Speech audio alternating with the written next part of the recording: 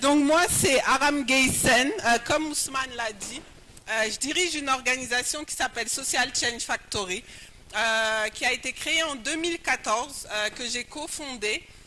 Et l'idée pour nous, c'était vraiment de voir comment on peut faire en sorte que les jeunes soient beaucoup plus impliqués dans leur quotidien, dans ce qui fait que nos sociétés ont des problèmes, mais ne pas se focaliser justement au niveau des problèmes, mais être plus dans l'esprit solution.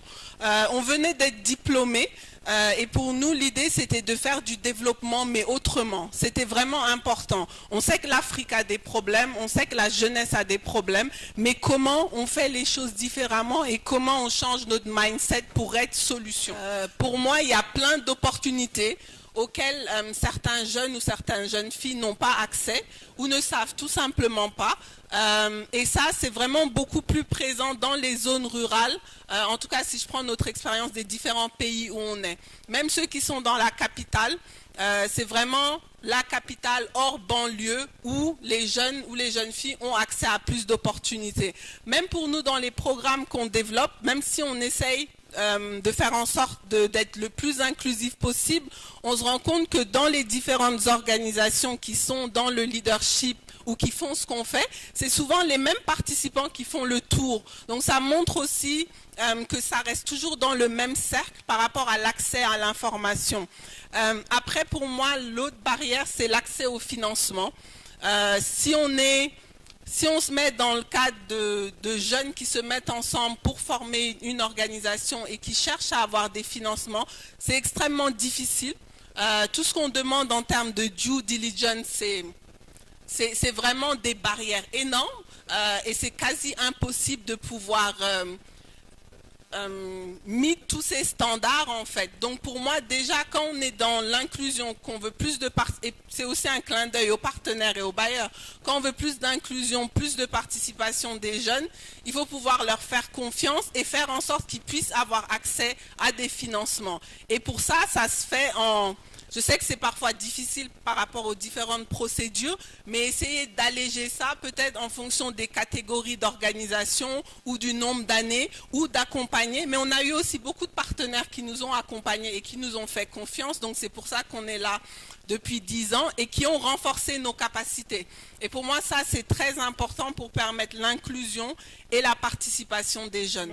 Il y a actuellement un sérieux problème de compétences ou d'adéquation, inadéquation, formation, emploi, ou ce qu'on recherche dans les secteurs humanitaires comme dans le secteur de développement. Il y a des opportunités qui peuvent s'offrir aux jeunes, mais on se rend compte que ces jeunes sont limités parce que leurs compétences ne correspondent pas. Et c'est d'ailleurs pour cette raison que nous félicitons une fois encore l'Université de Deakin à travers son programme de SLH et d'autres programmes PSC qui permettent aux jeunes et aux autres acteurs qui ne sont pas très expérimentés de pouvoir renforcer leurs capacités. Et il y a autre barrière que je voudrais souligner, c'est les barrières sociales, culturelles qui ont été déjà mentionnées dans les panels précédents. Mais je pense que pour les jeunes, ces barrières-là constituent toujours des défis pour cette jeunesse, pour la génération actuelle. Les conflits de génération, conflits entre adultes et jeunes, qui sont là également comme des barrières au niveau des jeunes. Et donc, si nous prenons par exemple une organisation comme Plan International, il y a des programmes qui sont mis en place et étant donné que c'est une organisation qui travaille à renforcer les jeunes, les femmes, et il y a plusieurs programmes. Donc, je peux citer par exemple les Youth Panels qui sont mis en place, qui regroupent les organisations de jeunes. Donc, l'ensemble des organisations de jeunes se regroupent pour être renforcées sur plusieurs thématiques, dont leur capacité à pouvoir répondre efficacement sur le terrain. Tout à l'heure, Aram a parlé de manque d'informations. Au niveau rural, on se rend compte que non seulement les jeunes n'ont pas d'informations, mais n'ont pas la technologie nécessaire pour pouvoir être compétitifs sur le marché de l'emploi. Alors pour ces jeunes en milieu rural, nous avons ce que nous appelons les groupes d'épargne. Et c'est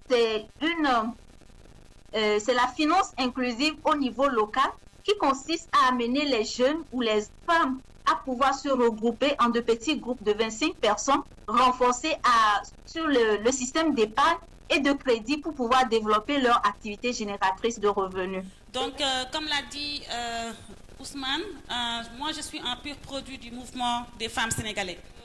Après, vraiment, et je dis que toujours le mouvement féminin est très formateur. Je pense que toutes ces questions, et je rejoins un peu Madame de Bioforce qui a parlé de ça, j'en ai entendu parler pendant 20 ans. Effectivement, en 2000, quand j'étais au niveau de cette organisation, c'est les mêmes questions qu'on débattait. Et ça doit nous amener à réfléchir. C'est les mêmes questions qu'on débattait. Ousmane, ce matin, vous avez dit il faut l'action. Je pense qu'on ne fait pas assez d'action. On discute beaucoup et après, chacune dans nos organisations, il y a une petite chose qu'on peut faire bouger. Mais on ne va pas jusqu'à le faire bouger. Et s'il y a vraiment déjà quelque chose que je dois dire aujourd'hui, c'est vraiment essayons de voir la petite action. Il n'y a pas d'infime action.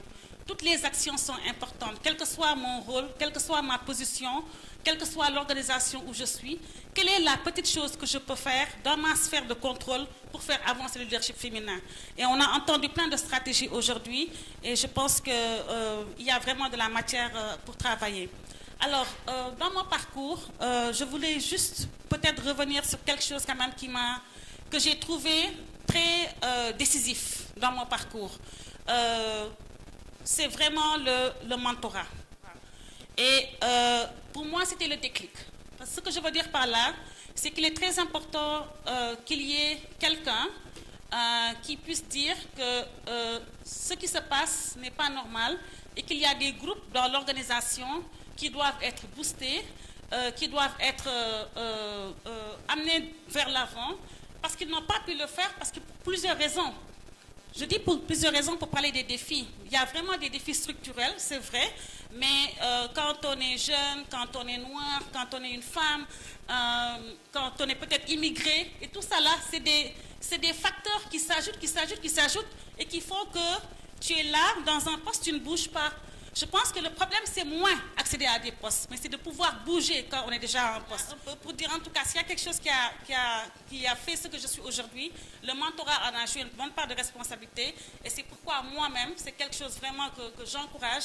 Un mentorat sincère, un mentorat gagnant-gagnant, où on peut vraiment tendre la main à des talents de diverses identités et les pousser vers l'avant. Parce que je pense qu'il faut qu'on se rappelle de la thématique de notre panel, c'est leadership diversifié. Et Sika en a parlé ce matin avec toutes les questions d'intersectionnalité. On est vraiment passé d'un leadership féminin à un leadership diversifié. Ce que cela signifie, c'est qu'on a regardé notre mission. On sait que, par exemple, on appuie les réfugiés, les personnes qui viennent des situations de crise et de conflit, etc. On peut le faire au Niger, mais est-ce qu'au Niger, le leadership, au-delà de la composition du staff et des personnes qui composent le staff au niveau du Niger, est-ce que le leadership au Niger aussi représente ces personnes-là? Mais au-delà de ça, parce que ce n'est pas seulement les femmes, quelles sont les ethnies pour lesquelles on travaille? Est-ce qu'elles sont représentées dans le staff? Ça, c'est une dimension. La dimension handicap, elle est toujours la plus facile qu'on utilise. C'est définitivement un must-have. Quelle autre identité existe pour lesquelles ARC soit travaille pour ce groupe-là, ou bien on le retrouve dans son contexte, parce que ce que signifie la diversité au niveau de DIFA est différent de la diversité au niveau de Goma et la diversité au niveau de Gao. Parce que c'est un écosystème différent pour chaque. Et donc, leadership diversifié signifie tout simplement voir au niveau de votre contexte, de votre organisation, quelles sont les identités qui sont les plus marginalisées et comment les prendre en compte dans le processus de décision. Au-delà de la femme, les jeunes, au-delà des jeunes, les noirs, si c'est une organisation internationale, etc., etc. Donc, oui, je voulais mentionner la question de l'intersectionnalité, parce qu'on parle des jeunes dans ce panel. Et donc, quand je dis de prendre en considération les identités femmes-hommes, il est très important de voir aussi les barrières uniques, ou les contraintes uniques, les défis uniques qu'une femme qui est en même temps jeune, qui est en même temps noire, qui est en même temps d'une ethnie minoritaire, peut aussi rencontrer comme défi par rapport à l'accès à des positions. Bonjour à tout le monde. Je m'appelle Hadiba Ndir. Je suis socio-anthropologue. Parce qu'on parle d'adapter le leadership à nos valeurs traditionnelles, à nos valeurs culturelles. On parle de patriarcat depuis ce matin, alors que le patriarcat est un modèle importé. La plupart des sociétés africaines étaient des sociétés matriarcales. Et le matriarcat n'est pas un pouvoir absolu des femmes. C'était des sociétés égalitaires. Et il y a des recherches là-dessus. Cheikh Anta Diop en a parlé. Il y a beaucoup de chercheurs qui en ont parlé. Ici. Pourquoi on n'utilise pas nos modèles traditionnels pour inspirer nos femmes? Pourquoi on doit toujours se baser sur des modèles importés? On parle d'accessibilité, on parle d'inclusion. Moi, je vous dirais de nous inspirer des valeurs traditionnelles africaines. On a des Amazones, on a eu des Amazones au niveau du Bénin. On a eu tellement de choses et on n'en parle pas. On ne parle que de barrières. Et pourquoi on parle de barrières du patriarcat? Ça peut ne pas être une barrière.